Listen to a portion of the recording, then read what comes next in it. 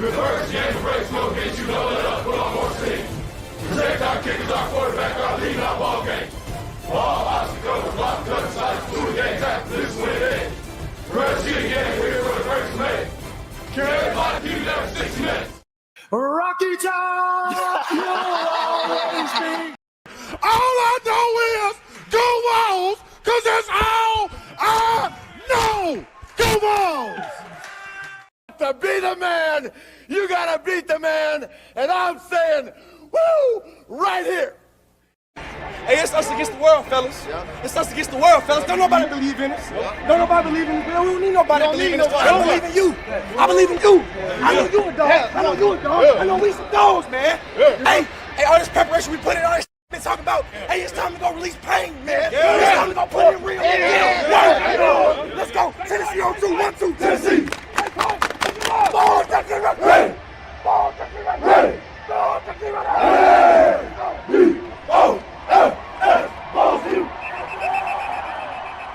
I got a lot of hate, but I didn't really try to feed into it too much, because I know who I am as a person. I know, just who the people I have around me are, and so I just leaned on them, and those, the people kind of hated on me, and then not even me, but, I seen what happened with the team, and, they said we weren't going to be good, our receivers. See what the receivers did today. Them boys went out there and made plays. Joey made plays. They said we weren't going to have no quarterback. So, we always just believed in ourselves. We was never, worried about anything. We weren't worried about anything anybody else was saying. We was always just locked in and just ready to go play. So. But you know what? Let's talk a little Vols. That is not me trying to take any shine away from the phenomenal channel Talking Vols that my guy Boogie Bentley runs. So shout out to them. But let's talk a little Vols here.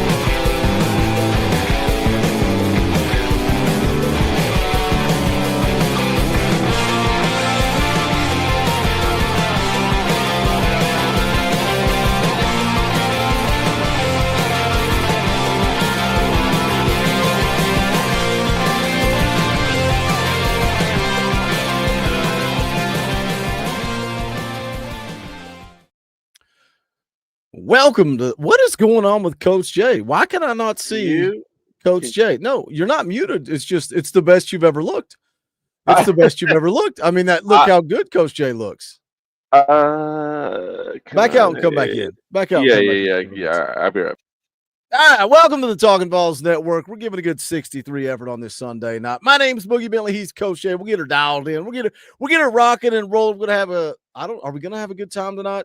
Are we going to have a good time tonight, or is it just going to be therapy? Look, I'm here for therapy. Sometimes I think we need therapy. Sometimes I think we need a little time after a loss to bounce back and maybe be a little less emotional coming off of a loss. Coach, how you feeling on this Sunday night? It's not quite been 24 hours yet. Are you okay? Are you recovering?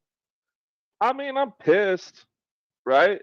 No one's happy after what just happened on Saturday night. So yeah, it's left a gross taste in my mouth, and I think everyone's still kind of pissed. I think it's still kind of fresh.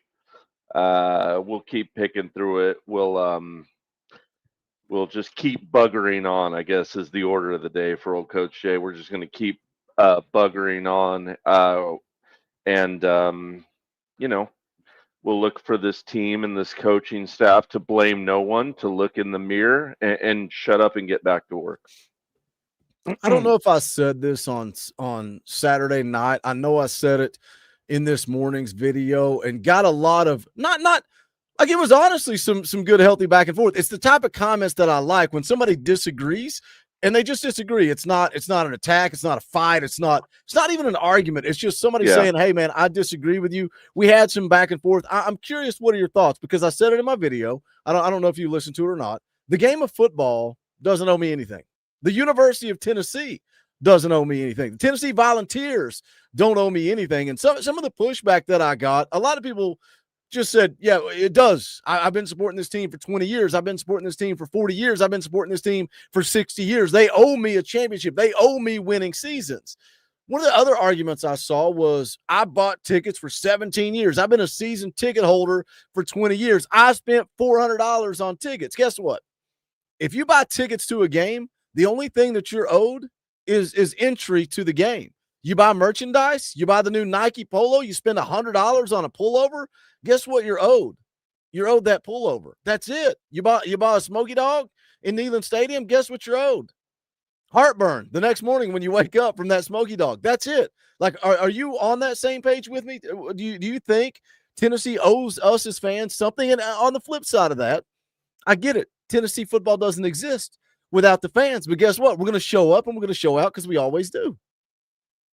I think it owes us the attempt to build a winning program at all times and to be constantly fighting to having a winning program. But we do have a winning program right now. Is it where we want it to be? Hell no.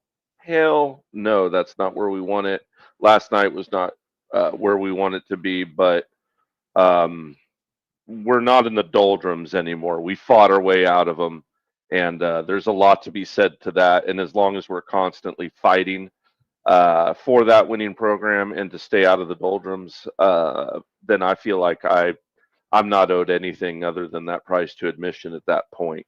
And as long as we're striving towards that, as long as we're fighting for it, I'm good. I put a poll in the chat for two reasons, because a lot of times when I say, somebody said Josh Heupel should be fired, somebody said Josh Heupel is on the hot seat, I get, no, he's not. What are you talking about? Actually, 0 people have said that, Boogie. So I put a poll in the chat. I'm encouraging you guys to partake in said poll, and the question is simple. Is Josh Heupel the guy for Tennessee? It's a simple yes or no question, but I also do it for another reason, Coach. I do it to see how many people have hit the thumbs up. We've got 135 votes on the poll, and only 47 people have hit the thumbs up. So you guys, you've exposed yourself. Do me a favor. Hit the thumbs up. If you disagree with me, that's cool. We're still a community. We're here to hang out. It helps the channel. We would appreciate it if you would hit that thumbs up. But 137 votes on the poll and only 47 thumbs up. We can fix that. Smash the thumbs up. We would appreciate it. Let me catch up with you guys in the chat. Luke Thompson for 2 says, Dorfy, not pissed off now, but very depressed. That's where I'm at, man. I hate losing.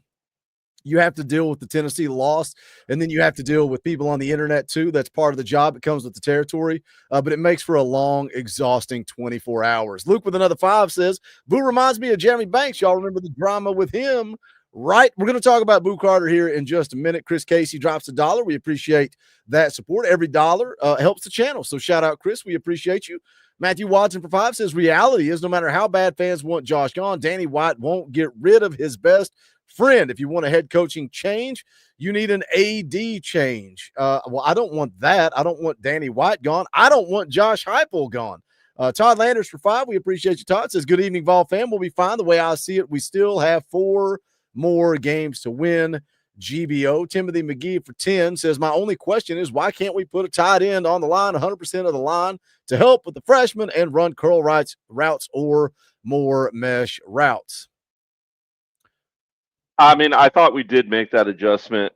You could argue, Timothy, that maybe it was a day late and $1 short, right? Because it didn't happen till the misread by David Sanders. David's been brilliant up to this point as a freshman, though, and it's a tough time and place for it to come, but David's really, really smart and really, really good football player. And I'll bet you one thing. I bet you that's a damn good teaching moment for Mr. David Sanders, and he'll come out back all the better for it.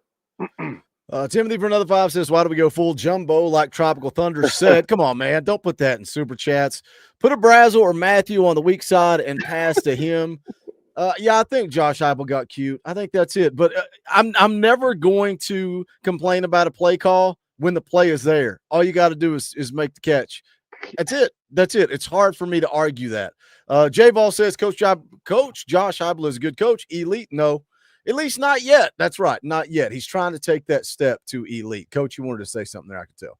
I just want everyone in the chat, and I don't care what the answer is. This isn't some kind of challenge, or I'm not setting a trap, but what I'd like everyone to, if you want to put it in the chat, you can. If you don't, if you just want to think about it, I want you to define elite for yourself in college football today. Not what it was 5-10 years ago, but what for you is elite nowadays. I would just ask us all to define that, and then once we define it, to stick to it. That's all. Yeah, you answer that question, because I don't even know that I think a lot of times, and I'm guilty of this question. Too. I use the word elite probably way more than I should. So Yep. what does elite mean? Do you have to win a national championship to be elite? Do you have to go 2-3 games deep into the playoff to be elite? Do you have to make the playoff for an expanded amount of time, multiple years in a row? Because, the thing about me is you look all around the country, right? All these coaches getting fired, and that brings up conversations of who you would like to replace Josh Heupel with. If you're one of the people that wants to fire Josh Heupel, who would you replace him with? And for some reason, Lane Kiffin's name comes up, right? People talk about, first of all, Lane Kiffin's never coming back here, but his name comes up. Coach, did Lane Kiffin make the playoff last year? Nope. So would we have fired him in that instance? Is Lane Kiffin elite, or is Lane Kiffin not elite? He's way worse than Josh Heupel in the big games and at road games. Like the records aren't really comparable. For me, there's, I know it's chewing at both sides of your mouth, but like, to me, making the playoffs is elite because you're part of an elite bunch, right? That has made the college football playoff above all the other teams. But then there's a part of me who like wants to make elite like that, truly like you're elite. You're the one good team amongst all college football. To me, it's one of those two as far as where the game is now. I know once again that's kind of chewing out of both sides of my mouth. I'm going to lean towards it's making the college football playoff is put you in that term of elite just for that year. And if you can have a really truly special elite season, you can win it all. But I'm not hating on someone if they disagree with my answer, or if their answer is nah, you got to be number one. That's the only way you're the elite team that year. I'm okay with that as well. But even look, one team wins the national championship every year. So is there only one elite team in college football? Is it a national championship every 5 years, every 10 years? One of the comments I read today said, I've said it for years, until we recruit like Alabama and Georgia, we're never going to win a national championship. Guess who also didn't make the college football playoff this past year? That would be Alabama. So are they not elite? I just don't know. I think that's the thing. I think that's what drives me nuts. I get it, man. You're mad, you're frustrated, you're just cussing, yelling, and screaming, and it's fire Josh Heupel, and you have no answer. Like, you have no response, right? I have no plan moving forward. One of the best managers I ever worked for in corporate America, probably the only good manager I worked for in corporate America. He's a dude that really mentored me and made me want to work harder at the job that I was doing. And he said, don't ever come to me with a problem unless you've got a solution. He's like, if you're going to come to me and gripe about a process that we have in place and you don't have the solution, or you don't have a suggestion of how we can move forward, then you're wasting my time. So don't come complain to me without a solution. So if we're screaming fire Josh Heupel, who are we going to go hire, right? Have a solution for me. And that kind of brings up the topic again. Look around the conference, man. What would you say? Look, Hugh Freeze fired today, right? Auburn job. Yep. That's a pretty dang good job. Brian Kelly, LSU, fired. That's a pretty dang good job. Billy Napier at Florida, fired. Pretty dang good job. Arkansas, Sam Pittman. That's Arkansas. Who cares? Yeah. Rank those teams for me. Take off your orange colored glasses, Coach, I know this is hard. I'm speaking from a purely coaching perspective. Where would I have the most success? Where would it be easier for me to recruit? Where can I sell the brand right now? And that's something, let's go back and talk about Brian Staley, right? When everybody's talking about Josh Heupel, Brian Staley said, Heupel is not only trying to recruit with an NCAA investigation over his head, he's trying to recruit against the past 20 years of history where Tennessee sucked. He is trying to change the overall perception of what the public thinks about Tennessee football. You don't have to do that at LSU. You don't have to do that at Florida. Even as much as they've been down, you don't have to do that there. I don't even know if you have to, you probably have to do it a little bit at Auburn, but rank those jobs. Rank those jobs. LSU, Auburn, Florida, and Arkansas. And put Tennessee in there too. I'm going to go LSU. One. I mean, my orange-colored glasses want to give me number 2, but if I were sitting outside of it, I'd probably think Florida, just because of the high school recruiting setup. I'll go 3 Tennessee, 4 Auburn, 5 Arkansas. Am I crazy if I say I could go Tennessee, Auburn, either or? I could go 3A, 3B for Tennessee, Auburn. That's fair. I Very think rich Auburn. schools. Yeah, and maybe even they have a better recruiting base just because of where they're located. So if we fired Josh Heupel, and again, Boogie, you're crazy. Nobody wants to fire Josh Heupel. Let's go look at the poll. Let's go see what the poll says right now. Dang it, it's not working. Why is everything a living hell? It's popping up an AI chat summary, and I can't see the poll because of the AI chat summary. It says viewers in the chat are expressing disappointment. Oh, now it disappeared. 73% say Josh Heupel is the guy. 27% say he is not the guy. We got 205 votes, still only 107 likes. You guys could hit the thumbs up. I would appreciate it. Can I let you in on a secret, Bug? I don't know if Josh Heupel's the guy or not. I don't either. But I'll tell you what, I'm not going to pretend that I'm an all-ball-knowing football realist god that knows exactly what's going to happen with Josh Heupel. I think that's unfair this early in his career at Tennessee, and it's still early. For those of you who haven't been tuning in the last few weeks, we've been talking about some of the coaches where it took a minimum of 6 years to win the title. And guys, they're the best in the game type coaches. Some of the best ever do it. Let me say something real quick. How am I Dave, making an excuse? I'm just talking. If you're going to bring something to the table, if you want to come at me and you want to come at Coach Jay, please tell me one excuse. One. I'm waiting for one excuse. I'm waiting for one excuse from this morning's video. I'm waiting for one excuse from the post-game show last night. I'm waiting for one excuse that we've made since we've gone live 18 minutes ago.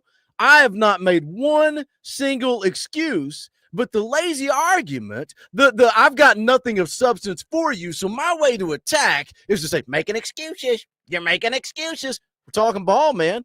Tell me one excuse I've made. Tell me one excuse I've made since the clock hit 0 last night. I'll wait. There ain't been one. So until you can come up with something of substance, stop wasting my time. Not a single excuse has been made. I'm sorry, Coach. That's a little trigger. That's a little trigger. Just reasons, man. We get up here and we give the reasons for what we are seeing on the field and what we think are those reasons. Gosh, Boogie, we came out and basically said it wasn't good enough all night last night, yesterday. It wasn't good enough. There's no excuse. It wasn't good enough. But in multiple areas, that's just. If he was talking about what I was just talking about with the coaches, that's a fact. Look at it. Look at the history behind it. That's just the fact. That's how long it took a lot of coaches to get to a place where they're winning. It's extremely rare for a coach to visit or win the national championship within his first 5 years. Extremely rare. This is the point that this is not the time to fire a head coach. And that's where I'm going with getting coach to rank the positions, right? Rank the schools that are now looking for a head coach. This is the absolute worst time to fire a coach. Like, I just want to hear who they want to hire. Like, I'm willing to. We can talk about it, right? Like, we can have that conversation. But who do you want to hire? Who's your guy? You know what I'm saying? Like, who's that guy for you? Then I want to know, like, not just fire everybody. Let's have the talk. For me, intelligent people discuss ideas, and weak people discuss things like gossip and ad hominem attacks and rumors and stuff like that. So let's just try to talk about ideas, guys, and the confliction of how we feel about those ideas. It's the worst part about what we do. Like, I'm here to have a conversation, but some people don't want to have a conversation.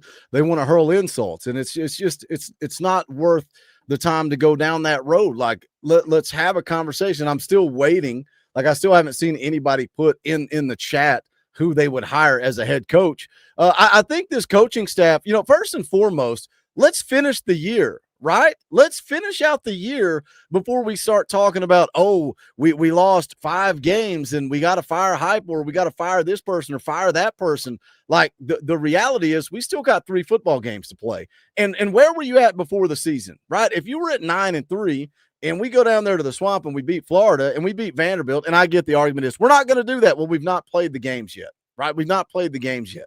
So if this team goes 9-3 in a year where QB1 hit the portal, in a year where your 2 starting corners were out for pretty much the year, and they're right where we kind of thought they would be, kind of thought this would be a step back type of year.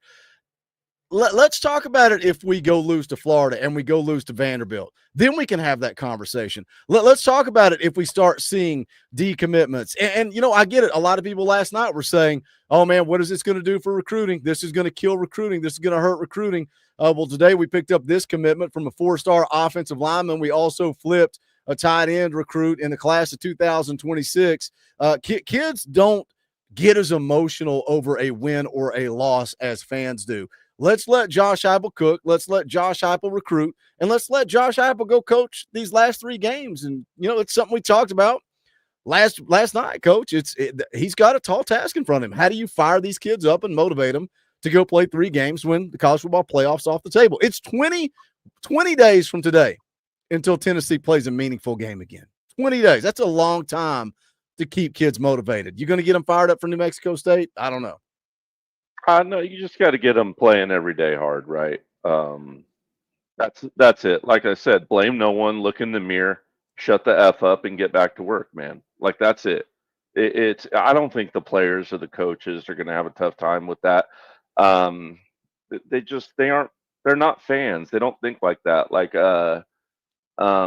had a great, short but good conversation today with a gentleman on X who messaged me and was asking just, hey, Coach, like, how are we getting 2 commitments after such an embarrassing loss? And my answer was, well, because they're players and recruits. They're not fans. It wasn't embarrassing to them. They saw a great opportunity to play SEC football, to play winning football, and in a great environment under a coach and a community that they really like, and a chance to make a little money while doing it. So they jumped at it, man. They just don't view things like fans view things. Did Legend Bay commit? Is that like a thing, or if he did, he did. Hey, I was Coach, just curious. I don't know what's real on the internet. Yeah, he took a visit to Ohio State. I knew he did that. Yeah, somebody asked Austin Price today, and he said, look, Legend's a really good player. He's one that I thought Tennessee would have a really hard time hanging on to, but he thought it would be a Texas school, not Ohio State. So we'll see what happens there. I love Legend Bay, dude. He is such a gamer. He's so talented. I don't want to lose him, but if Tennessee's recruiting him at wide receiver, I think we're going to be all right in that class. Like, I want, and that's not me saying, oh, I don't care, we don't need him. Oh, we need him. I want him. I want Legend Bay. But if there is a position group in that class we could afford to lose a commit, it's probably that wide receiver group. Let me hit some super chats real quick. Peyton Bowles for 2 says, if you fire Heupel, who are you hiring to replace him? Aaron Duck for 5 says, my apologies, Boogie. Jay in the chat, I fanned in the worst possible way last night. Honestly, I didn't remember the fourth quarter, much less super chats. It's all good. Like, we get it. I think you left. And that's cool. It's the double down and double down and double down and hammer it. I understand people are emotional. People get upset. It's all good, and I appreciate the apology, and we'll keep rocking and rolling, Aaron. You've been around here for a long time. So I told you to chill, and then we were cool. It's all good. Joey Carroll's been a member for 54 months. Says, when does the portal open for this season? What positions are you going after in the portal? Does Hype get a veteran quarterback out of the portal? Does the portal open twice this year? Holy smokes, Joey. He just laid out the full show for us. Portal opens in January. What positions? We talked about that last night briefly. We both said safety. Does Hype get a veteran quarterback? That'll be worth watching. Does the portal open twice? No, it only opens once. Austin Price also, dude, he had a really good chat today. He basically said, I know you guys are mad. If you want to vent, jump in here.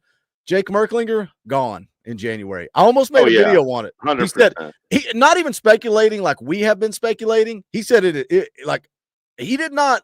There was no, I think, I believe it was, he is gone in January. That's it. And I like Jake. I think he could have a very successful, Power 4 career at, Cincinnati, Texas Christian, something like that. I do. I think he'll be all right. And I think we'll be all right too.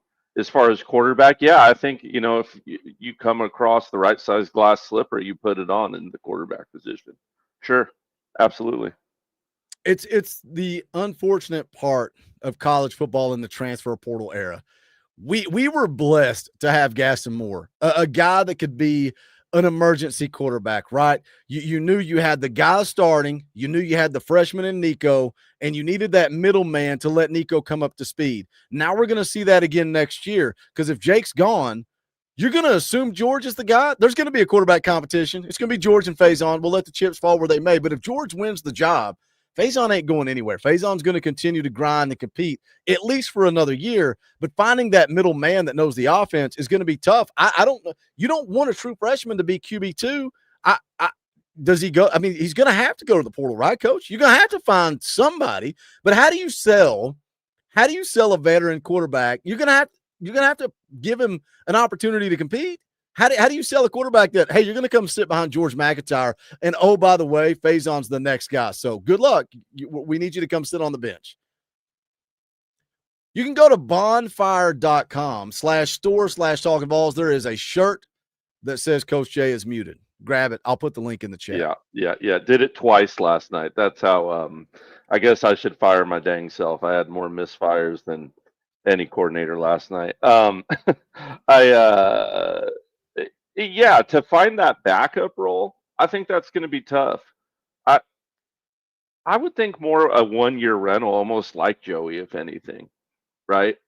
Gives you a year for George to come along, gives you a red shirt year for Faison. I could see them, if it was the right guy, doing that route to get a veteran backup. Not impossible, but doable. Not impossible, but doable. But tough. Let me hit a couple of more super chats real quick. And then there's a name that somebody put in the chat that I want to talk about. Peyton Bowles for 5 says the people saying Fire Heibel wants Saban recruiting. You're not wrong, Peyton. You're not wrong. I hear that a lot. I just want to have a conversation. But somebody did mention a name I'm not sold on yet, but it's a name that we'll get into it in just a second. Sit tight. Seth Tunnel becomes a member of the channel. Shout out, Seth. We appreciate you. Matthew Watson's been a member for 15 months.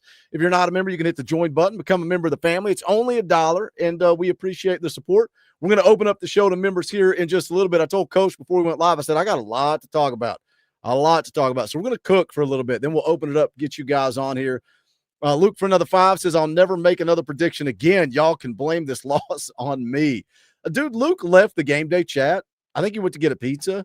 And while he was gone, Tennessee was rolling. He comes back, the wheels completely fall off. It is. I do blame Luke, and it's not for making a prediction. It's for the game day chat. Blackout Jones, what's up, brother? For 5 says Heupel's character, personality, genuine mindset, and honesty will keep recruits here at Tennessee. We will be just fine. GBO, shout out Blackout Jones. Appreciate you, my man. Timothy drops an orange boy. We'll play the clip. Rocky Top, you'll always be. I don't want Heupel fired. Just wish we would go pro spread and not throw the ball 15 to 60 yards 80% of the time. Sometimes if you can't run, throw more screen, halfback tight end, and shorten up the wide receiver screen. Heupel's not changing his offense. It's just not happening. He will make changes to his offense, but his offense is his offense. He is never going to switch to a pro style offense. Now, as far as throwing the ball down the field, I agree 100%. That's what got them beat last night. Underneath stuff was open all night long. I don't know if Joey pressed, if Joey got aggressive, or if it was the mindset of the coaching staff. I really do think a lot of it fell on Joey last night. I think he was pressing. I think he thought the deep shots would be there. I was listening to – who was I listening to? I was listening to the Film Network guy, and he was talking about the second interception. And when Joey walked off the field, he said that Hype covered his mouth so you couldn't see what he was saying. And then when he pulled the play sheet down, he said, that one's on me. So the Film Network guy was speculating that maybe Hype thought that play was going to be there. He told Joey, this is going to be there, let it rip. So Joey takes a snap, doesn't look, lets it fly. Or is that just Josh Heupel being a good coach and trying to take some of that off of Joey's plate? We'll never know. Do you have any thoughts on that, or pretty much? Yeah, I thought it was from someone I know that was watching from a higher vantage point that I trust their football acumen last night. Said two things stuck out to him, that Joey's reads were really slow. His cycles were slow, and he missed a lot of wide open people running down around the field. And that too, that's how bad the tackling was at every level, the wrapping, the arms not coming with them. But anyway, can I guess I think he just what that played person's name rhymes with, or am I not allowed? Yeah, no, you could. I know who it is. Yeah. Do I know who it is? Pretty safe. I know who it is. Yeah, you know exactly who it is. Yeah. Which surprised him because he thought his reads were really quick throughout the year. So he was kind of taken back by it. It stuck out to him. But the not bringing their arms with them just killed said person. So. Okay, here's what I want to talk about real quick, and then we're going to change gears. A replacement for Heupel. I hear. Oh God, I pulled up the wrong freaking team. Dang it! Let me go back. Hold on. We're calling an audible here. We're calling an audible. What I keep hearing is the dude from Indiana. I can't believe I just pulled up the wrong freaking. I pulled up Cincinnati for some reason. Who in the world coached at Cincinnati that would make me do that? Everybody wants to talk about Indiana's head coach, and let me like when you talk about Indiana's head coach. Has it been impressive this year? Is he undefeated? Sure. Last year, did he do some good things? Yeah. Sure. I mean, he did. Is he proven? No, he's not. Like, you look at his resume. He coached at Indiana University of Pennsylvania. I had to Google that because I didn't know what the heck IUP stood for. 2 years at Elon, 5 years at James Madison. And, similar to Heupel, got bounced early in the college football playoff. If that's not good enough for Heupel, why is it good enough at Indiana? And I think there's so much hype around Kurt Cignetti, and I get it, right? I get it. They're trying to hype up that conference, right? We need more than just Ohio State. We need more. Coach, if Tennessee played, I don't know if you can see that on the screen. I don't know if can you see that? Probably have to squint. Yeah, I can see it. I got good eyes. If Tennessee played that schedule, and this is something else the Film Network guy was talking about today, what do you think their record would be right now if Tennessee played that record? 2 wins over top 10 opponents, one of those Illinois and one of those on the road at Oregon. What do you guess their record would be? I mean, 1 loss at most. Honestly, like the Oregon game, right? That'd have been a shootout. It'd have been a flat-out shootout. That game would have been. Would we have come up top? I don't know. Little undisciplined on the road, so I wouldn't want to. I'm going to go ahead and lean Oregon in that game, but it bare minimum 1 loss. Yeah, highly likely they finish out the season 11-1 with that schedule. Mm-hmm. So, and last year's Indiana schedule the same. I mean, I think it would have went the same as Indiana's season went last year. They didn't play Ohio State. Ohio State was the only ranked team they played a year ago until they got to the playoffs and played Notre Dame. Yeah, I had that in my notes too. I'm glad you brought that up. So two ranked teams they played the entire year and lost both of those games. So I think, again, I think Josh Heupel, given that schedule, probably goes 11-1 again. And you're talking about back-to-back seasons of 11 wins. Are we having this conversation? And outside of that, is Cignetti, has he proved himself, or are you going and hiring a coach that would be a Josh Heupel type hire that you don't know how it's going to pan out? Exactly. And think of all the, shout out in the chat, shiny new toy. Think of all the shiny new toys throughout the year. Gary Patterson. I mean, we can all name multiple, right? Scott Frost. at UCF, man. He was undefeated, went to Nebraska. Everyone thought he was the best thing since sliced bread. I mean, if we just want to go over all the shiny new toys over the last 30 years that didn't amount to everything, we'd have a big, gigantic mountain of coaches, pretty much not named Dabo Sweeney or Nick Saban, right? So, yeah, like I said last night, it is not hard to win a national. I mean, sorry, I said that. That extra hour is messing with me. It's Boogie. killing you, man. It's wearing Dude, you out. it really is getting me. Yeah, it's really, really, really dang hard to win a national championship. Really dang hard. Period. Let's see. A couple more super chats here. Timothy McGee for You 2. If he free. doesn't, Yeah, that's it. then we would lose games like this. I don't know if Joey Aguilar checks down and takes what's available and doesn't take 2 deep shots and throw picks. If David Sanders doesn't blow an assignment and let somebody come untouched off the edge, is it? You know, I don't know. I think if Tennessee, man, that's what's so hard for me, Coach, with this season. And sometimes at first the game or the breaks go against you, don't let up, put on more steam. Sometimes the games and the breaks go against you. And I think that's what's so frustrating, heartbreaking, disappointing, depressing is we're a handful of plays away. And I'm not even going to include the Alabama game in this, but we're a handful of plays away from being 8-1 instead of 6-3. A handful of plays in the Oklahoma game, 1 kick in the Georgia game, and we're talking about 8-1, and nobody's sitting here talking about how Florida and Vanderbilt are going to beat us. If we're sitting at 8-1, we're going to finish this thing 11-1, and we're going to go play for an SEC championship, and everybody's singing Heupel's praises. And I know that's ifs, ands, and buts, and candy and nuts, and all that type of stuff. But that just shows you that it truly is a game of inches, and we're a handful of plays away, plays away from being 8-1. That's what makes this one so hard to swallow.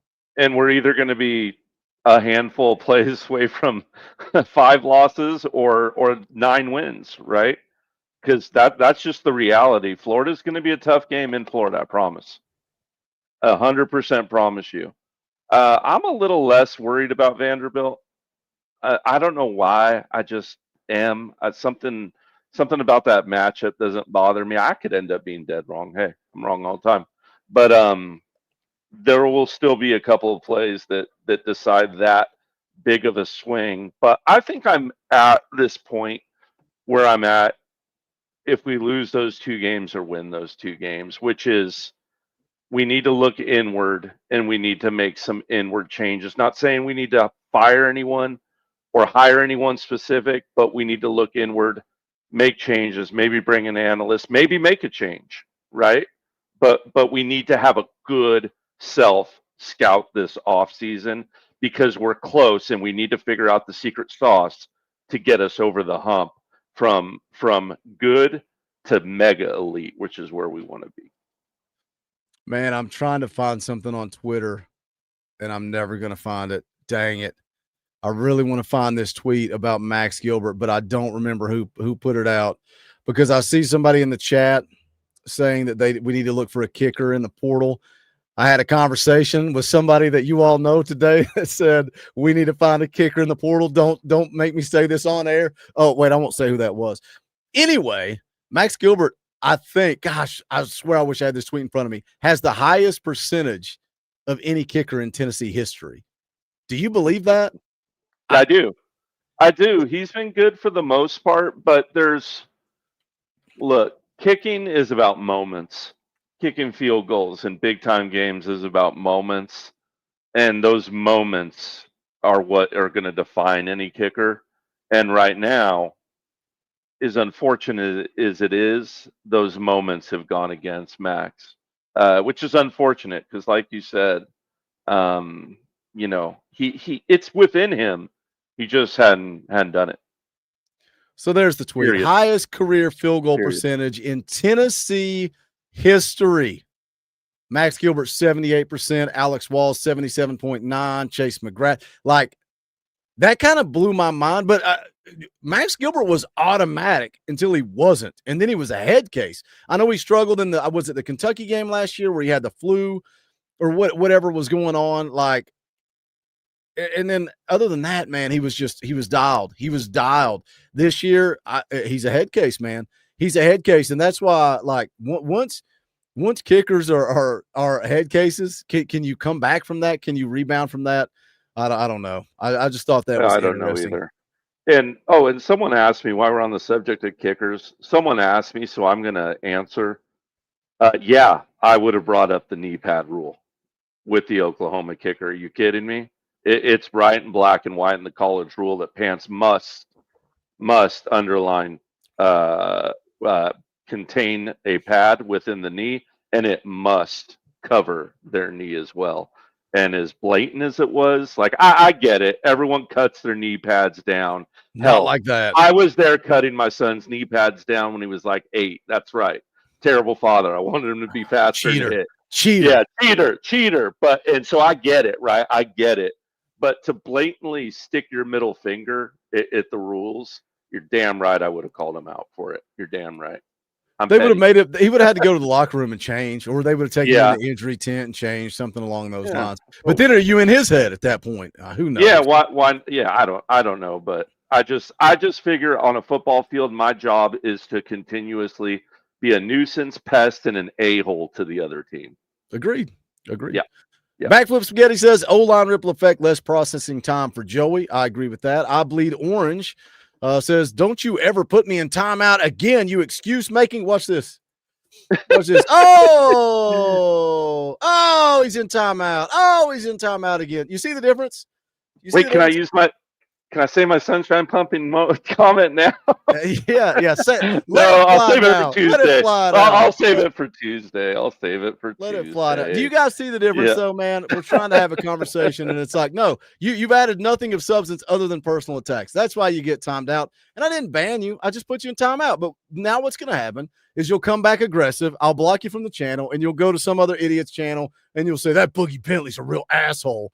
And that I'm used to it. I don't really care. Timothy McGee for 5 says if Heupel would give him OT help, Joey wouldn't have been blown up if we didn't throw 80%, 85% big plays and not trying to be a highlight reel.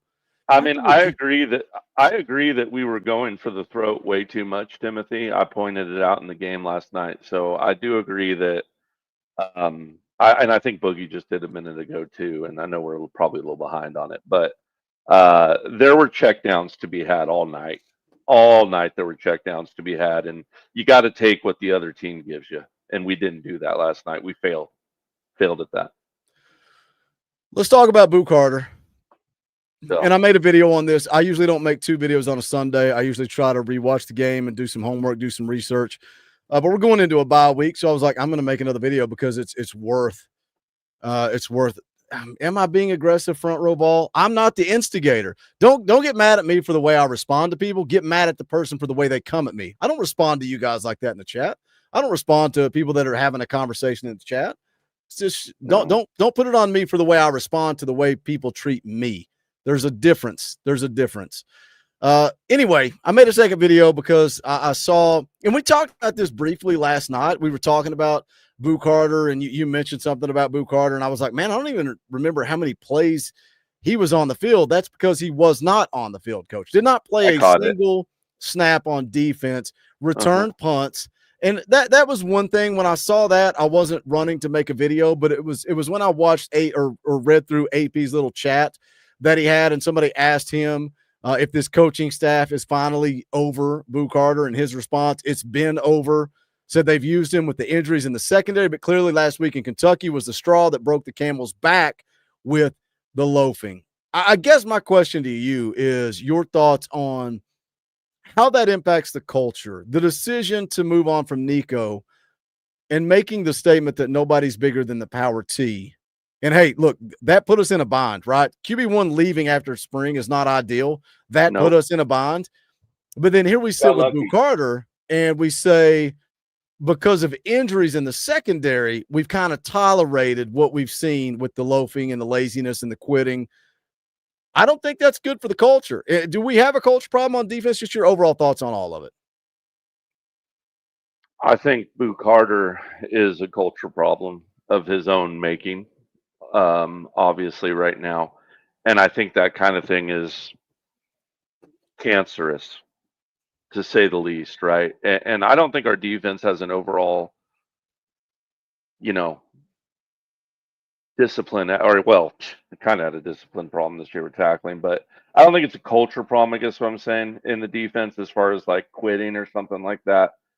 I think they play hard. I think that Boo is a cancer that needed to cut it out of this team. I think I said it way back when, did I not, Boogie? That if you're going to make that hard of a stand on Nico, I thought you should have done the same with Boo at the time. Just because they were so close together and so similar.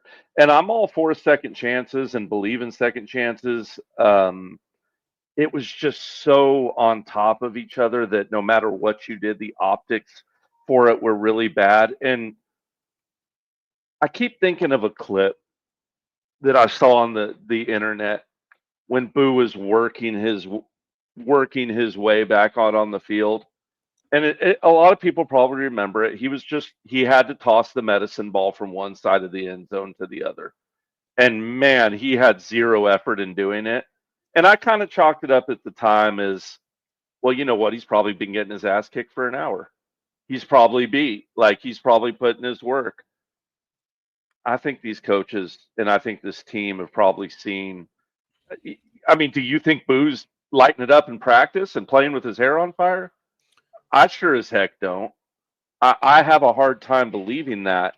And if that's the case, then I think we should have got rid of him a long time ago. I think everyone would have understood a lot better getting whooped at the star position saying, hey, we had a problem. We had to get rid of it.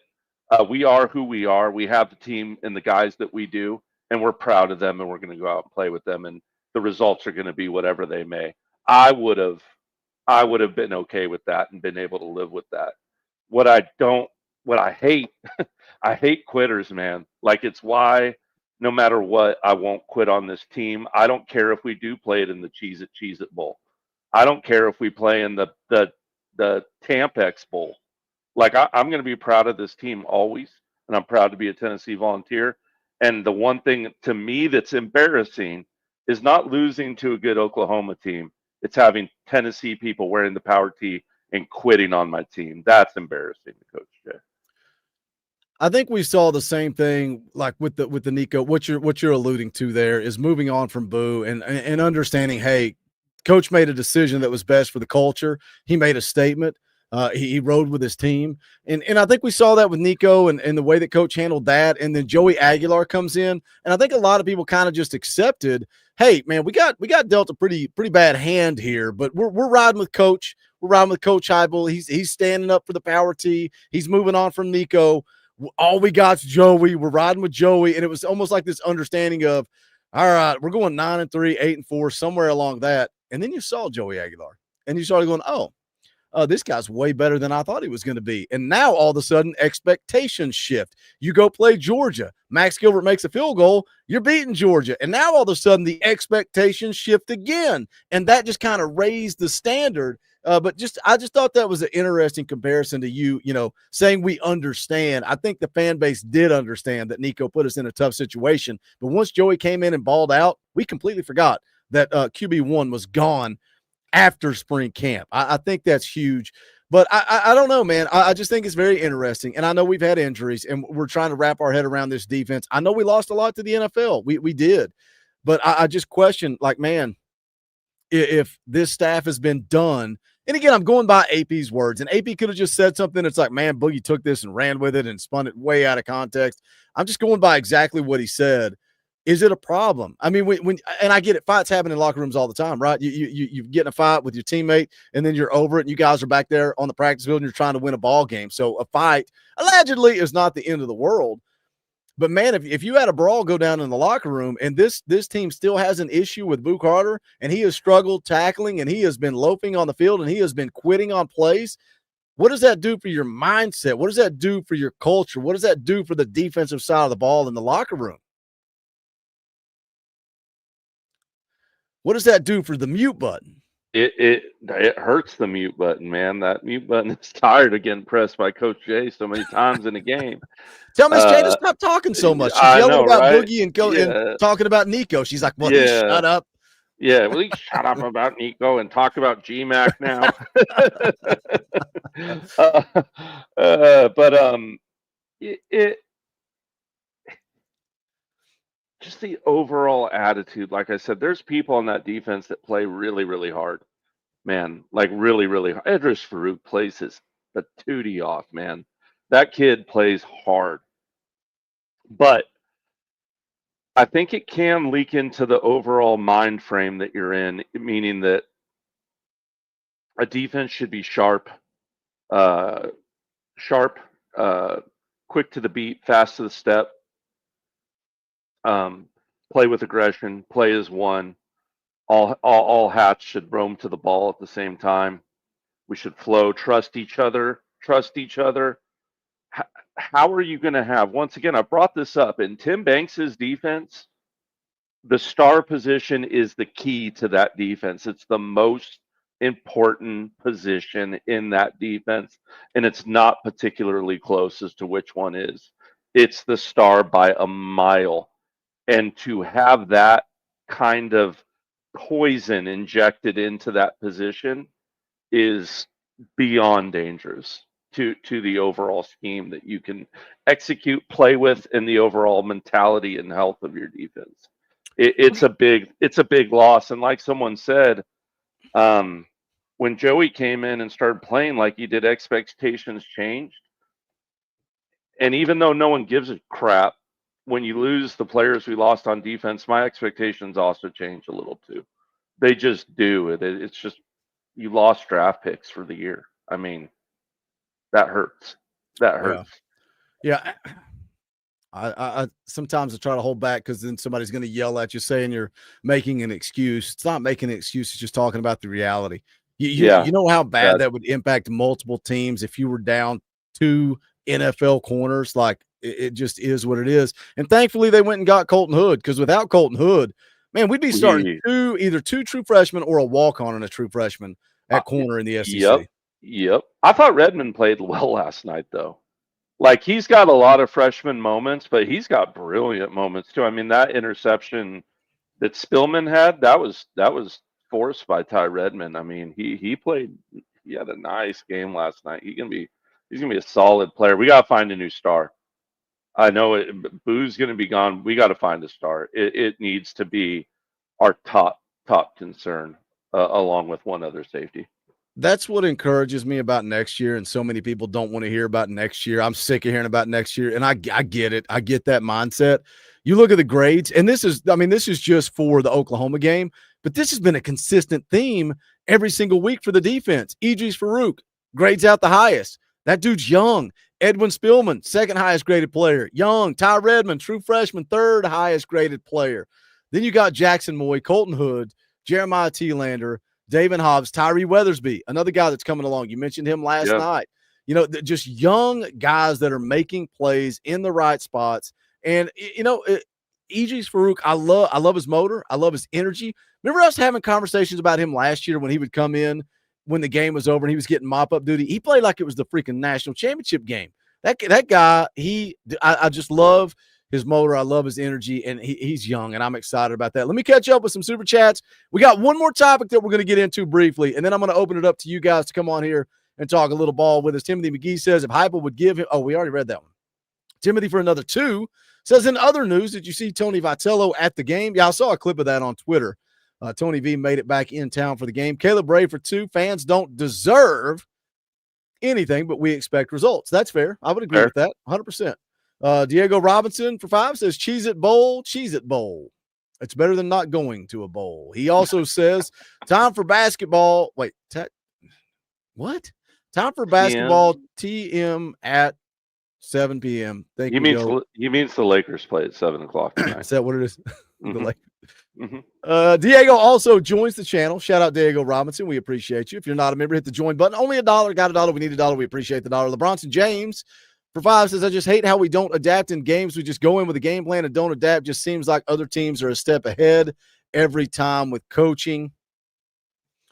I think I'm always bad with adjustments. And sometimes I think that's, and I'm not accusing you of this, LeBronson. I'm saying sometimes I think as fans, if we have success, that means we adapted. That means we changed the game plan. If we don't have success, it means we didn't do anything. We didn't make adjustments. It was such a hot topic, and I used to get sick of hearing it. If we went in the locker room at halftime and came out flat, it was we didn't make adjustments. If we went in the locker room and came out and had success, oh, we made great adjustments. Did we? What were the adjustments? What were the adjustments? Yeah, I agree. I think what would have made me feel similar to this, LeBronson James, is that we came out in a pretty shocked them pretty much. I mean, we should have had 14 on the board. We all know what happened. We had a freshman make a freshman mistake. That's going to happen when you play amazing freshmen, and David Sanders certainly earned the right to play. That's going to happen, but he picks up that block. By the way, it's a touchdown.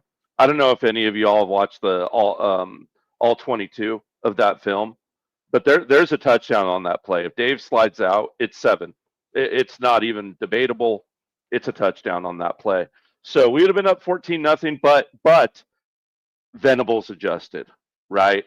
With all those blitzes I talked about last night, all the masks, stealing what Georgia liked to do on the offensive line, rotations, slants, twists, loops, cat blitzes, add one blitzes were all working, rolling the safety.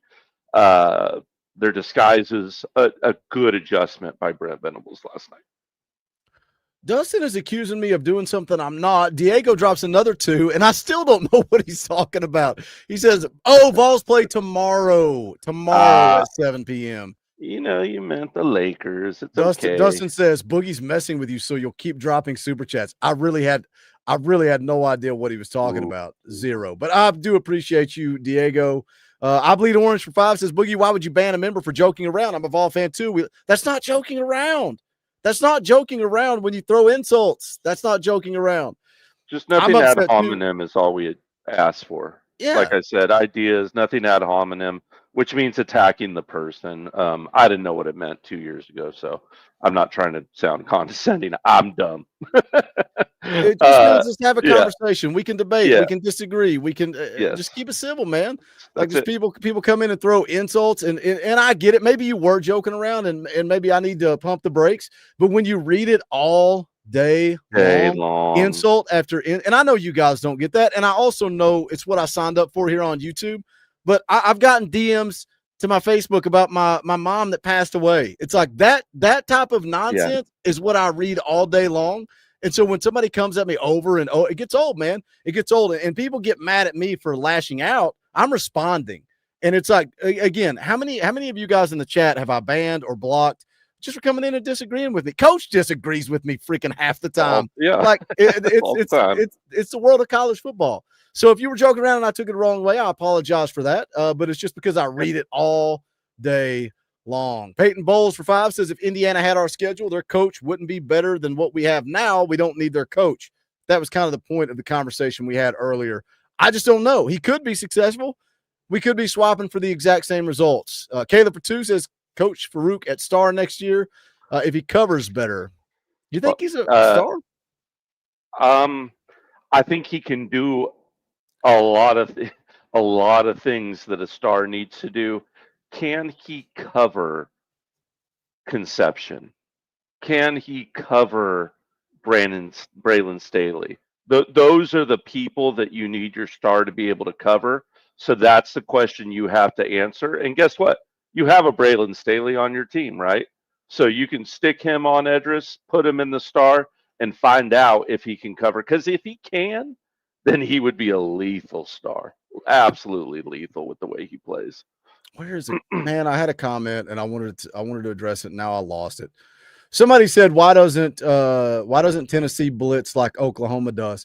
Give me Brent Venables as the defensive coordinator all day. Like we were joking about it leading into it. Let's beat Oklahoma, cause them to fire Venables, and see if Coach Hype will pick up the phone and call. If you could get a guy like Venables to be a defensive coordinator, fire Tim Banks tonight. I'll pack his bags. I'll go pack his bags for him right now. Venables just give me the better option. Yeah. Just give me the better option. Yes. We're not saying right. Like we're not saying we can't improve, fam. We're with you. We with you, man. We want to improve. And yeah, hey, if Oklahoma comes out and craps, against Bama and a couple teams coming up, We just heard it from the insider on the show on Friday. Even if they beat Tennessee and lose 2 more games, Venables is going to be on that hot seat. And yeah, there's a relationship there. They know each other really well, and I promise you, that would be something that Heupel, in my opinion, I would jump at the chance to hire Brent Venables or Coach Jay out of California. Either would be a very good, very wise decision. I hear he's bringing a heck of a linebacker coach with him. Never He's played got a linebacker whole before, squad. but I got an idea, man. My buyout, I got the number in my mind. We'll make it work. There we go. Let's see. Timothy McGee for 5. Freshman Dave had help with a tight end. Joey wouldn't have got blasted. I mean, you're right, but also if Dave just knows his assignment, then Joey doesn't get blasted. The Browns for another 2. You think Jamal McCoy comes back for Florida? I think things may have changed last night. I Agreed. And this was not my point. Somebody else made this point, and I was like, that's pretty good. That's pretty spot on. That if Tennessee beat Oklahoma, Jamal would push it to come back because you got a college football playoff on the line. If you lose to Oklahoma and the playoffs are off the table, why would Jamal McCoy come back? And I think that's pretty spot on. I don't remember who said that. I have a question for you, Boogie. We played a lot of freshmen this year. I mean, I know we're 51% freshmen, so a little bit of that goes into it. But do you think on some level this coaching staff's already, at least from a defensive standpoint, said, hey, we're going to start to get ready for, the future a little bit? Because I kind of do, looking back at it already in hindsight. Yeah, when I asked you that last night, it's just, I don't know. It's interesting because if you play young guys, a lot of people in this fan base are not going to accept that for a reason of losing to Florida in the swamp. That said, does it matter? Do you care? But I think if you actively made that youth movement and it was super obvious to the fans that you did it, maybe I'm giving us too much credit, but I think we'd give him some grace. I do. I do think that. Where would you do it, though? Because I think, and I know you're going to agree with this, I think we have an opportunity, and I hate saying this because I love Aaron Carter and I love Jeremiah Thielander. I love those guys. I think we have an opportunity to upgrade athleticism at the linebacker position. I think you need to ramp up Jaden Prelati. I think you need to ramp. I mean, you're seeing Edwin Spillman played 61 snaps on Saturday and graded out as the second highest player on the team. But where else are you looking to get those young guys more run, specifically on defense? Are you looking at the defensive line? Are you trying to get Ethan Utley some more run? Are you trying to get Isaiah Campbell some more run? Yep, Campbell, Timothy Merritt. Your young safeties, Cindy Walton. These are the players, and I'm starting to, get people all the looks I can at star that I think can fill that position. 100%. I'm moving that way, absolutely. And while we're on this topic of young guys, I saw a lot of comments on the internet that we brought Jack Van Dorselaer here just to be a blocker. That's not accurate. Like, Jack Van Dorselaer will be asked to catch the ball a lot at the University of Tennessee. He just will. Mark my words on that. You don't got to believe me now, but keep an eye on it. I think you'll find that we target him quite a bit moving forward. And he's still a hell of a blocker. I'm not saying he can't block. I'm just saying he can catch the ball too. That was just, a play where he got chipped, the timing got thrown off, and he got popped in the head.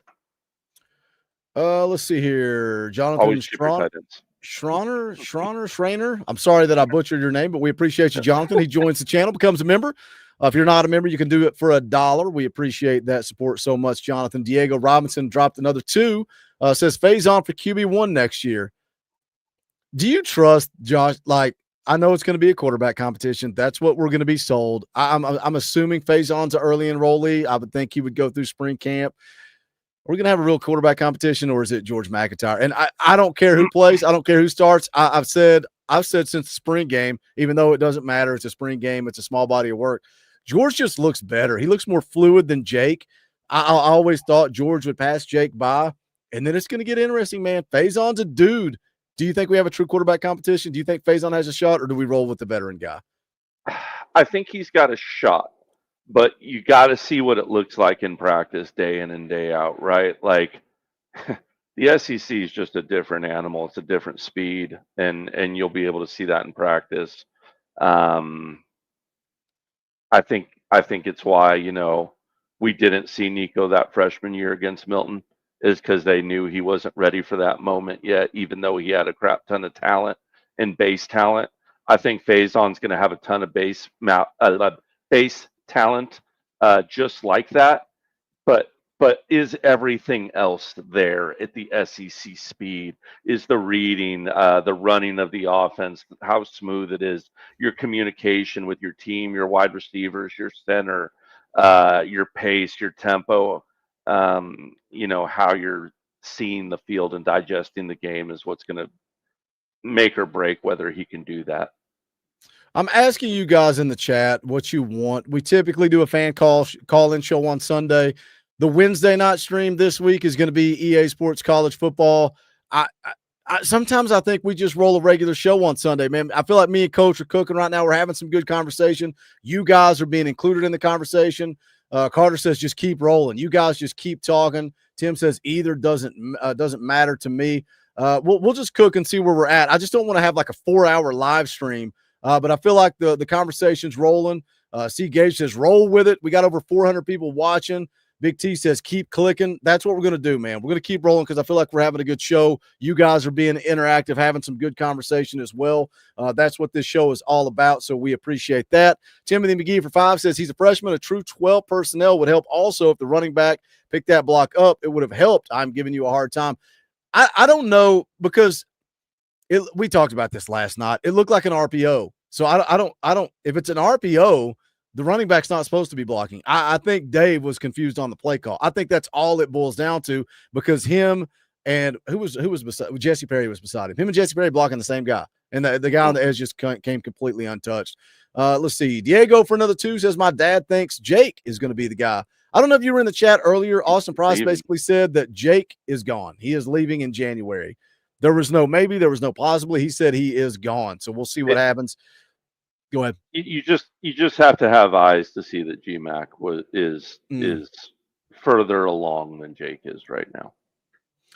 AI Odyssey becomes a member of the channel. Shout out AI. Is this real AI? Is this AI? Is this the future? Let me tell you something, dude. I got an Instagram reel that popped up and it said, ask ChatGPT to ask you 10 questions that you don't know about yourself. It has taken you to a dark place. The first question alone took me to somewhere I don't want to go. I've got ChatGPT. Try it out after the show. Type in, I'm gonna try it out. Ask me 10 questions that I don't know about myself and get ready to learn about yourself. It's if you're honest, you have to be honest with the answers, but maybe you don't want to. Try it out. Bobby J. Heupel for 5. Heupel's my guy. I love him. However, his messaging to fans and media rarely offers satisfying answers to basic questions. That hurts trust in fans. He is full of coach speak, 100% full of coach speak. I think I've said this before on the channel. Look at the difference between Josh Heupel in front of the media and Josh Heupel in the locker room. He is a coach. He is a player's coach. He's a different guy when he's around those guys. That's what's more important to me. But I agree with you. Anytime he is answering questions, it's going to be coach speak. Diego for 2 says transfer. Why do I not know what he's talking about? Oh, transfer quarterback? I think so. I think that's what he's referring to. Like rather than phase on, go for a transfer. Oh. I think. I'm not sure. If the right guy's there, go get him. Go get him. Go get him. There'll be a couple good ones in there, man. So yeah, if the right guy's there, absolutely go. The thing is, when we talk about coaches and the coaching carousel that's happening, guess what? That's going to lead to a lot of players hitting the portal as well. A lot of players, a lot of opportunity. Timothy for another 5 says Heupel is too cute in play calling and game management. Do you think Coach Heupel should trust Joey Halsley to call the plays? Did we have this conversation last night? I think, like I said last night, yes, I think you need someone in the booth, someone in the headset that's managing the clock for the game, that's manning the situational football. Oh, hold on. Diego meant to say this. My dad thinks Jake is going to transfer. Yeah, yes. Sorry, somebody else caught that in the chat. Go ahead. But yeah, I think you need someone to do that, and that doesn't mean that you can't be involved in those decisions. But there need to be kind of clear set rules That way you have guidelines you're going by. And if you need to deviate, doesn't mean you can't, but at least you know what time it is and what the goal should be. Caleb Rayford 2 says Ethan Davis should have been in Jack's spot on that play. I agree with that. I think I said that last night. I don't hate the play call. I hate that it went to a freshman that has, I think, 2 catches on the year. And again, coach said maybe it's that game where it's like reverse psychology and they're never going to expect us to throw it to him. So we throw it to him and then we see why we shouldn't have thrown it to him because it hit him right in the face mask. Yeah, I agree. I would have gone Ethan Davis. Like I said, we got about 400 people watching. We appreciate you guys hanging out with us on a Sunday night. If you want to support the channel real quick, you can smash the thumbs up. There is a poll in the chat. Is Josh Heupel the guy for Tennessee? You guys vote. Put it yes or no. It is a simple yes or no question. Right now, we've got 445 votes. 73% say Josh Heupel is the guy. 27% say no. Again, 445 votes. What that tells me is you are logged into your Google account and you hit that little button. Now you can hit that little thumbs up below the video because only 205 people have done it. Over 240 more people voted on the poll than you hit the thumbs up. Hit the thumbs up. It helps the channel. We would greatly appreciate it. Another way you can help the channel, hit the join button down below. It is $1 a month. That is it. We're getting ready to go into the dark times. It's the off season. Talking to coach after the stream last night, I said, what are we going to do this offseason? I said, I know what I'm going to do. I'm going to pick up the phone and I'm going to call people like David Sanders and I'm going to call people like Braylon Staley and I'm going to call some of these players like Sam Pendleton and Big Anthony Agamore, guys that we've had on the channel, and say, hey, you want to come back during the offseason, have a conversation with us, talk about your journey, talk about the last year at Tennessee. We'll see if we can cook up some interviews during the offseason. We'll talk recruiting. We'll talk transfer portal. We talk Tennessee football every single day of the year, but the views are down because it's the offseason. So if you like what we do and want to keep us rolling in the offseason, hit that join button. Keep that membership rolling through the offseason. We would appreciate it. You can also go grab Talkin VAWLS merchandise at bonfire.com/store/Talkin VAWLS. That link is always in the description. Logo shirts, Talkin VAWLS logo shirts, ESPN. What is wrong with me? Nike themed Talkin VAWLS logo shirts, rivalry shirts, parody shirts, whatever you want. We got it. bonfire.com/store/Talkin VAWLS. The last way you can support. We do a game day chat in our Patreon. I will put the link in the chat right now. You guys can come be a part of that. We did it for Alabama. We did it for Kentucky. We did it for Oklahoma. It's good time. It's good fun. It's good conversation. You can come join that. That link is in the chat now as well. One last or another. We'll see where the conversation goes because we're kind of flowing and riffing here. Another conversation that came up. Did you read that Austin Price chat today? Did you happen to see that or read it? I hadn't. No. So another big thing that stood out to me in that text conversation over on the general's quarters at VolQuest was about Rodney Garner, best defensive line coach in the country in my eyes. I love Coach G. I love what he's done for Tennessee. I thought it was interesting, and we've had this conversation on the channel before. Why didn't he sign his extension? A lot of people think maybe he's going to retire. A lot of people saying maybe he's going to leave Tennessee. What's going on with Coach G? Why would he not sign that extension? Is it retirement? Austin Price responds and says, I can promise you Rodney is not retiring. Now, one of the posters responded to that and said, thank God. Austin Price responded and said, that doesn't mean he will be here. So let the speculation begin. I go into panic mode. Rodney Garner doesn't like Tim Banks. Rodney Garner doesn't like Coach Heupel. What in the heck's going on? And then finally, Austin Price kind of gave us a little bit more depth and said that most people don't know that Rodney's sister-in-law passed away and Coach G and his wife are the guardians for 3 little kids. It's a different dynamic for them. So I'm going, all right, family wants to be closer to home.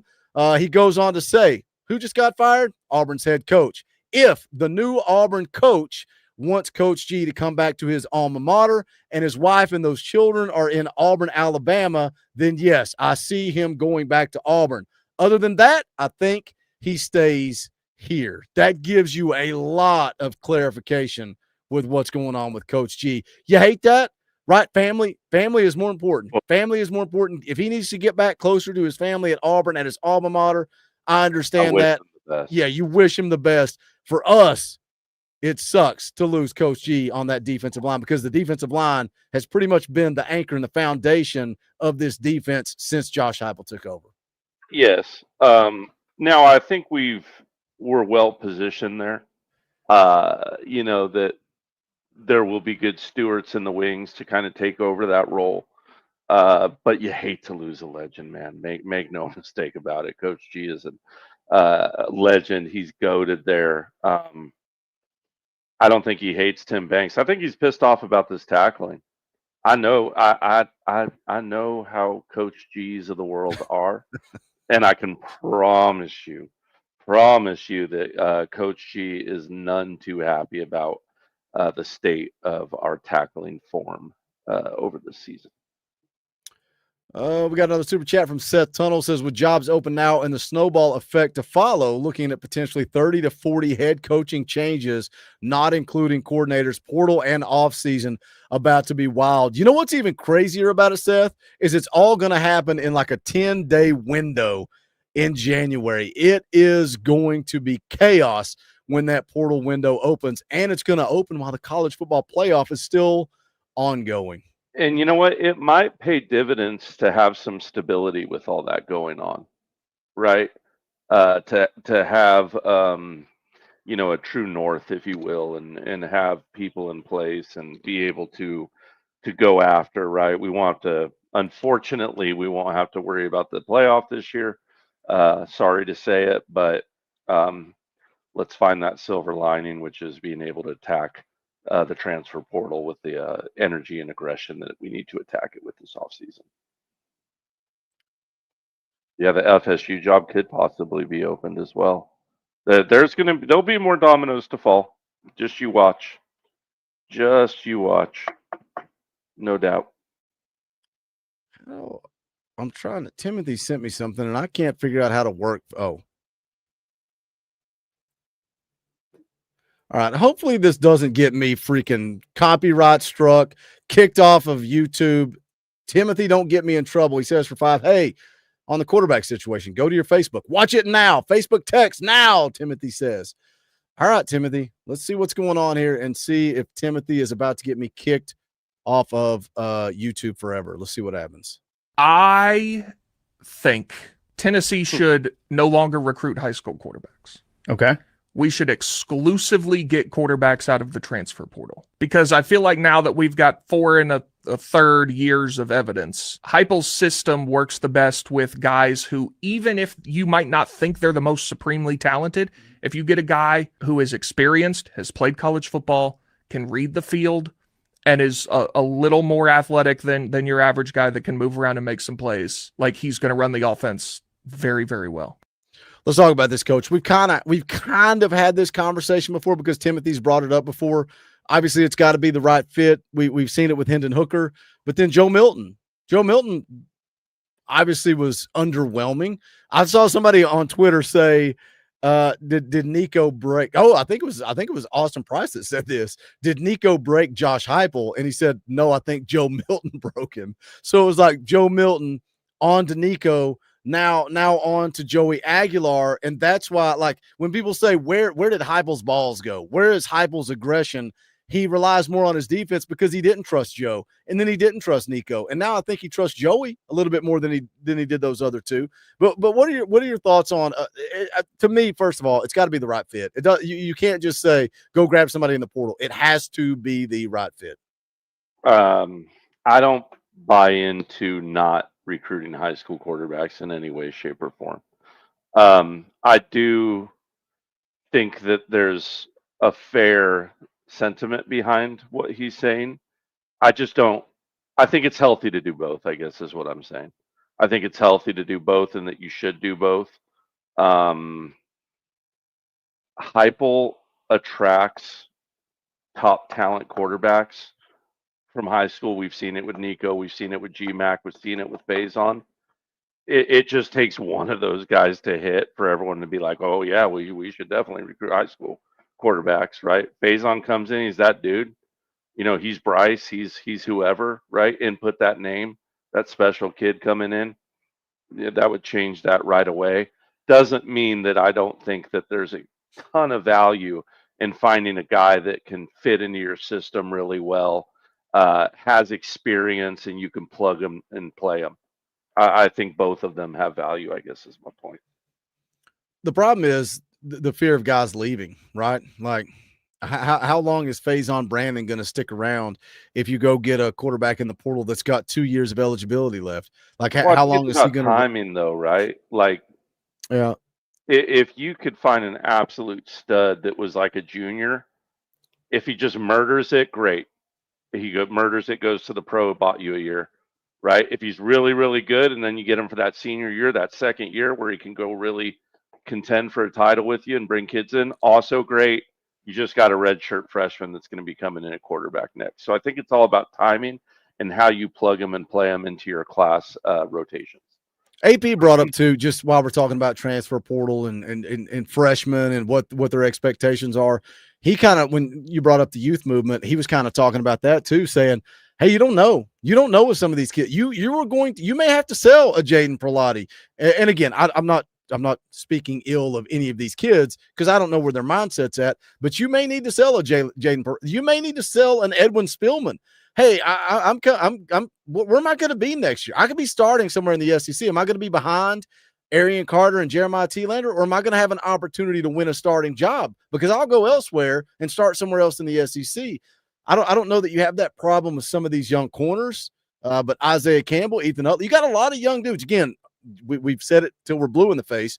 Around 50% freshmen on this football team. You better show me the opportunity to play, or I'm gone. I'm gone. Yeah. I would agree with that. I don't see Spillman leaving. I think he'll get enough playing time that he should feel comfortable, and the coaches should make him feel comfortable. Arian, it's a tough year with Arian, right? I don't think we know what he would have kept turning into. He was on a heater when he got his first turf toe, so I don't want to judge him too much with the injury. I don't think that's fair, but Perlotti's someone you're going to have to probably convince. He could start a lot of places. I think we'll be okay at the linebacker and D-line position. We might lose one or two. Who's got more speed? Arian Carter and Jeremiah T-Lander, Jaden Perlotti and Edwin Spillman. Perlotti and Spillman, yeah, I would say. Yeah, absolutely. And I know speed's not everything, but man, you can't teach it. You can't teach it. I can teach you everything else. It's not being in position, form. A lot of those things are equally as important, but it's the SEC, and speed is highly important as well. The D line, like, just from you're going to lose Don Bailey, you're going to lose Bryson Eason, Jackson Moy, Josh Josephs, right?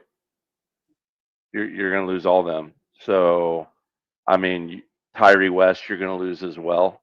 Mm-hmm. You got Nate Robinson. It's a lot. Yeah, that's a lot. So as much as we're talking about this, we're going to need to retool a little bit on the inside. You got Nate Robinson. You got Jordan Ross. You have Tyree Weatherby, Isaiah Campbell, Ethan Utley, Marion Dye. So you have pieces there. You got some really, really good pieces there. You just need to Salt Bay in a little bit of talent too. Mountain Medic for 5 says, "What do you think about Joey suing to get his second year to play because of his 2 years JUCO time?" Did you see my comment about Boo earlier video? I don't know if I saw your comment about Boo. If I responded, I've read a lot of comments today, so I don't remember specifically that comment. I don't know that Joey wants to play another year. Like, before anything, any conversation can even happen, if this is a realistic possibility, if this is going to – Joey has to make a decision. And I think Joey is focused on 2025. I think Joey's been focused on the college football playoff, and I don't think Joey's a quitter. I think Joey's going to be focused on these next 3 games and trying to finish out at 9-3 and going and playing in a bowl game. He's got to make that decision. Once he makes that decision and we kind of can see, I think if he did go to the courts, I think if he did sue, I think he would get another year of eligibility. I think it's very possible, but does he want to? I don't know. Diego Robinson for 2 says, "Are you going to watch the basketball game tomorrow night?" I am not. I'm going to be doing basketball evaluations. Dude, Coach, I'm fired up, man. A lot of people, look, here's the inside baseball. People that get mad because we don't cover basketball, and I talk about what is a basketball and make jokes about basketball. I've coached upward basketball for probably, 20 years at this point, probably 20 years. I've been the director of upward basketball for the last 5. Well, guess what? I got a little 5-year-old that's getting to get out on the court for the first time this year. So and old cool. dad's going to be his coach. And I don't know if he's ready for that, but I'm ready for that. I'm going to be excited. We got evaluations Monday and Tuesday. But because of that, basically from this time until the beginning of March, my week is chaos. I'm at the church all the time doing practices throughout the week. I'm at the church all day on Saturday for game day. It is physically impossible. If I was going to cover basketball, then I would have to look at all those kids and say, y'all ain't having a basketball league this year. Good luck. I'm going to go cover some ball hoops. That is way more rewarding than covering Vols basketball here on this channel. So, no, I will not be watching the basketball game. That said, I hope this basketball team has success, man. I hope Rick Barnes, I hope he brings a natty to Tennessee. I would love nothing more. Maybe a football natty. Nathaniel Hughes for 20. That's the Orange Boy. Will play the clip. Rocky Top, you'll always be. I feel like Nathaniel was mad at me last night, and I feel like I was mad at Nathaniel last night, but he's back tonight. And he drops a 20 spot, and I appreciate that. And he says it seems like the best changes could be on the coaching side, as suggested. Bring in an analyst, a clock manager, someone who could call plays so Josh Heupel can do better at game management and stepping back to view a full picture. He's got another 5 here and says if any supervisor is too hands-on, he usually misses critical things. Maybe Tim Banks needs an assistant coach to help where he's weak, et cetera, et cetera. This is way different than the vibe and the conversation we were having last night. This is a spot-on comment. This is something that me and Coach actually talked about last night. Something that Josh Heupel is questioned about is his in-game management. When you're trying to call plays and also manage the game, how many times have you seen Josh Heupel working the official, and then he's looking in 14 different ways, looking at the play sheet because he's trying to do the job of two different people? Is it a lack of trust in Joey Halsley? Because I don't think it was this chaotic with Alex Golish. I think Alex Golish, he trusted to call the plays. Now, Alex Golish, I don't know. Joey Halsley's been with him for quite some time too, but maybe he just doesn't have that trust in Joey yet. I agree. If Josh Heupel is going to be a successful head coach, I think he's going to have to learn to trust people. The problem is, and I've experienced this running this channel, can you trust other people to run the show the way that you want it ran? That's a lot to ask. Are you going to live up to my standard? One of my best friends my actual best friend that we did the comic book show together, he said, Boogie, your problem is you want everybody that's doing this comic book podcast with you to care about it as much as you do. And that's never going to happen. And until you realize that, you're always going to be mad because nobody's ever going to care as much as you do. Josh Heupel needs to find that offensive coordinator that cares as much as he does, knows as much as he does, that he can trust. Trust is huge, Coach. Trust is huge. If you're going to turn over the play calling, you going to turn over the film breakdowns to me? Do you want me sitting here breaking down the film, or are you going to say, hey, Boogie, stick to reading Super Chats. Stick to reading Super Chats and hosting the show and let me do the film breakdown? Yeah, you need to bring in someone you trust. You nailed it on the head. Like, it's got to be someone that you trust highly, because I think it does affect those situations. I think the easier solution is to have someone that can manage that, right? To me, that's the easy way to handle it. If I'm Heupel, you just got to swallow a little bit of that pride and do it. And I know I brought up Napier last night. I'll do it again. Florida had a lot of clock management problems, a lot of systematic problems, and it was because Napier was worried about calling plays all the time. Full stop. So it's an issue. Need to look inward. We need to fix it. Mountain Medic for another 10 says, playing devil's advocate. I did see this comment. What if Boo has not bought in because he knows Tim Banks' defense is terrible and will not work? Boo normally is much more aggressive, and Tim Banks is playing soft every game. I know you're playing devil's advocate and saying, what if? I think there is 0% chance this is the case, just because of everything that went down before the season ever started. The fact that Boo was late to team meetings, late to team activities, late to mandatory workouts. Like, he showed he was not bought in. He went AWOL. Like, this is why I have such a problem with the Nico and Boo thing. Nico left for a day, and it was like, well, you forced our hand, we've got to kick you off. Mm-hmm. And I get it. They said Nico was not returning calls. I don't know. I wasn't involved. I wasn't on the phone. I have no idea if he called or not. They said he wasn't returning calls. Boo Carter was returning calls. Boo Carter was gone for almost 2 weeks. So why are we cutting one after 24, 48 hours, but the other gets 2 weeks. Too much drama in the offseason for me to kind of buy into this. And I get it. You're playing devil's advocate.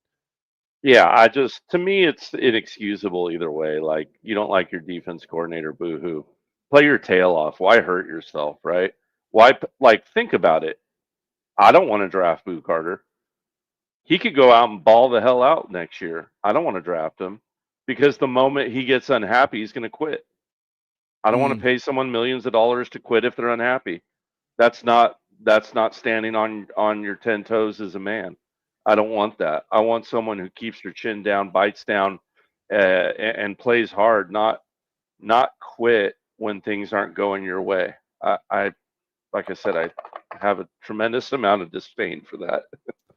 I mean, you hit the nail on the head, and it's what we said when like Heupel met with the media and said he's working his way back. It's we wanted Boo Carter, that like take advantage of this opportunity, a second chance, a second opportunity. You've pissed off your teammates, you've pissed off your coaches, and they're still giving you another opportunity. Make the best of it for nobody but yourself, because you just hit the nail on the head.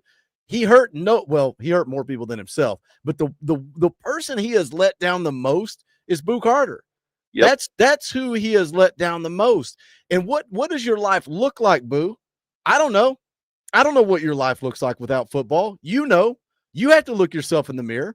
What does your life look like without football? What happens if somebody doesn't take a chance on you because of the way you finish your career at Tennessee? What if you go on to Colorado or wherever else and you finish out your career? What happens when the NFL comes knocking and they go, well, let's talk about that last season at Tennessee? What went down? Why did you quit on your teammates? Because like Coach said, if you got a track record of quitting on your team, how am I supposed to buy in and believe that you're not going to quit on my NFL franchise? I'm going to be spending millions and millions of dollars on you. How do I know that you're not going to quit on me? He did nothing but hurt himself. And what does your life look like without football? He's got to answer that, and he's got to figure that out. Timothy for another 5 says, problem is Heupel wants a yes man, not a guy that's saying that's how we get beat on a big game. I disagree with that. I think if you want a yes man, you don't go out and hire Seth Luttrell. You don't go out and hire Jim Chaney. You don't go out and hire Landry Jones. Is that the other one that for some reason his name's skipping my mind? You don't go make those hires. Philosophy. Yeah. You know, and for me, that's why I'm hopeful, is because they have shown a willingness to change and evolve as coaches. And to me, that's one of the number one things I'm looking for in a coach, because you have to constantly change and evolve with this game. And they showed a willingness to do it. I'd like them to adjust quicker in games and change quicker on the fly, but they've shown a willingness to do it and an ability to win and get a lot out of their talent in a lot of situations. So I'm going to keep riding with them until they prove that they can't do it. Let's see. We got another one from Nathaniel. Says, I was out about $800 for that dud of a game and didn't take my meds. That helps with my blood pressure. That creates negative, angry Nate. Did he go to the game or bet on it? I'm assuming he no, I think he did go to it. Didn't he say he paid $800 for tickets? I think he put that in his super chat. I know Doug paid a lot to it too, but he called me, man, and he was like, maybe it's because he grew up out here in California and so did I, but at least for us, man, it's so special when we get to go that it's like he called me and was like, man, I had such an awesome time.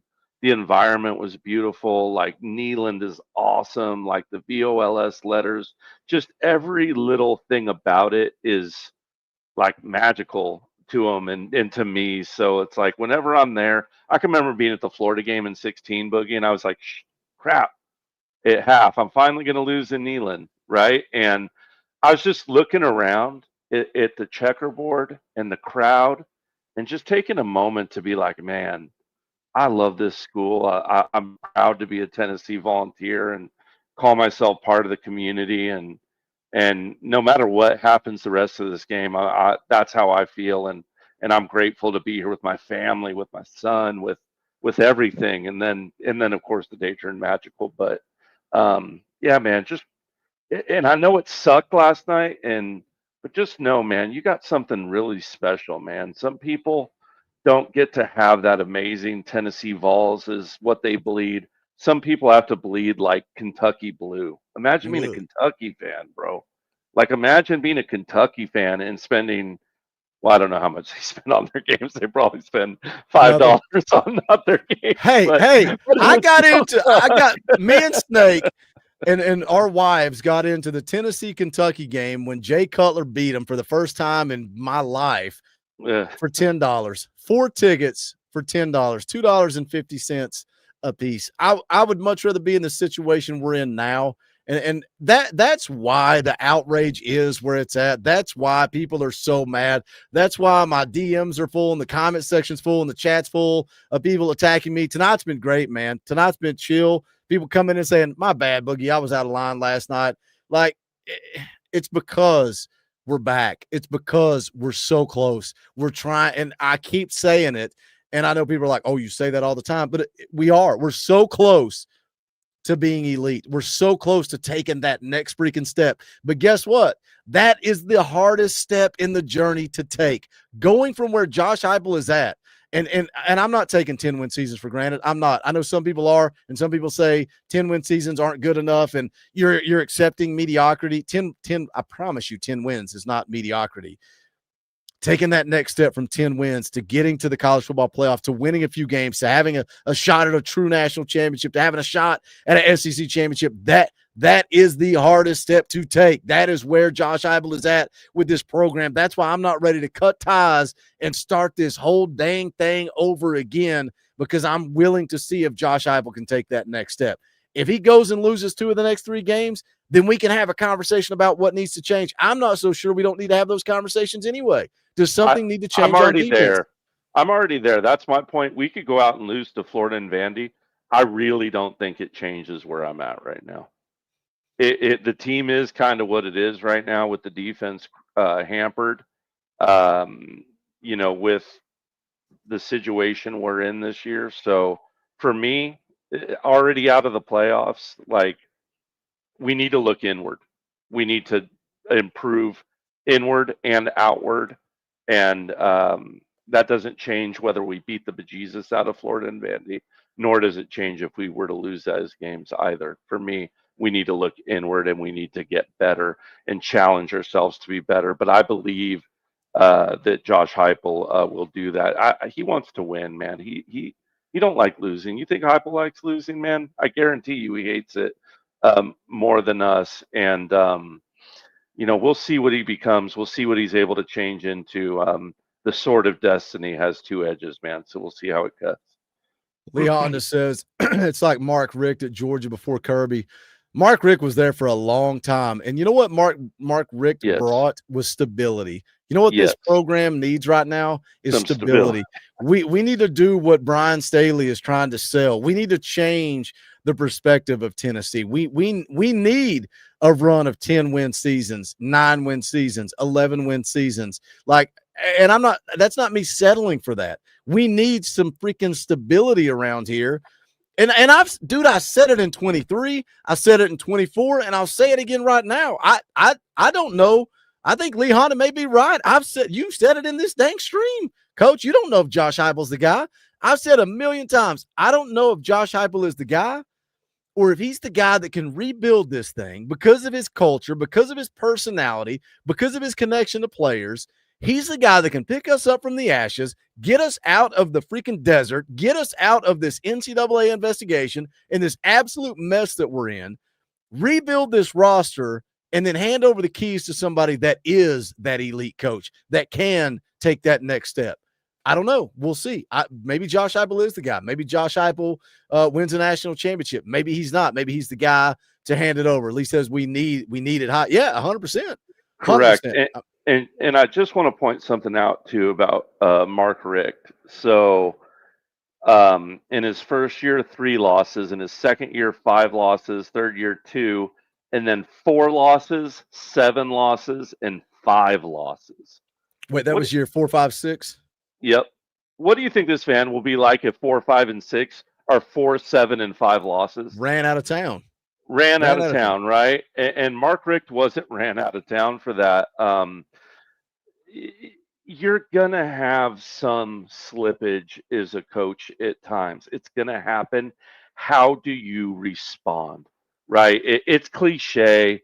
it's Butch Jonesy, but it's not if you fall down, it's how you get up, right? Keep fighting, man. Keep chipping away, and keep, pushing towards perfection as much as you can. I think that's how we tie a big fat bowl on this stream. Almost an hour and 45 minutes. I appreciate you guys letting me and Coach cook tonight. Diego Robinson says win, lose, or draw, all will be Vols for life. Timothy for 5 says, then how come he promotes in-house if he doesn't want a yes man? I mean, did you see the way the players responded when he promoted Kelsey Pope from within? I think that was the right decision. We'll find out if Joey Halsey was the right decision. Diego drops another $1. We appreciate you. Nathaniel says for 5, no bets. I was there. I gave my cash to Boogie and Coach Jay. If I were to bet on a horse race, a dog would win. I stand by the go by a kicker comment. A shout out, Nathaniel. We appreciate you, my man. Man, it's been a fun show. I'm going to be right back here tomorrow morning, 9 a.m. Eastern time with Eric Kane of ballquest.com. Come hang out for that. I've got a couple of things in the back pocket that I was debating bringing up in this live stream tonight. But I think I'm going to save those for a video and bring those out for tomorrow. It's some good talking points, and I think a lot of eyes need to be on it, and more eyes are on videos than live streams. So I'm going to bring some of these same talking points into that video tomorrow. So make sure you check that out. It'll probably be dropping around lunchtime after I wrap up the stream with Kaner. But we appreciate you guys. We thank you guys for the support. If you haven't smashed the thumbs up, do it on the way out the door. If you want to support this channel, hit the join button. Keep that membership up to date. I can't ask you guys to do that enough. Keep it up to date throughout the year. $1 a month, 12 months a year. Memberships keep the lights on around here. We need that support. You can go buy merchandise. You can support the Patreon. All the links are in the description. But that's going to do it for this one for Coach. My name's Boogie. This is the Talkin Vols Network. Go Big Orange.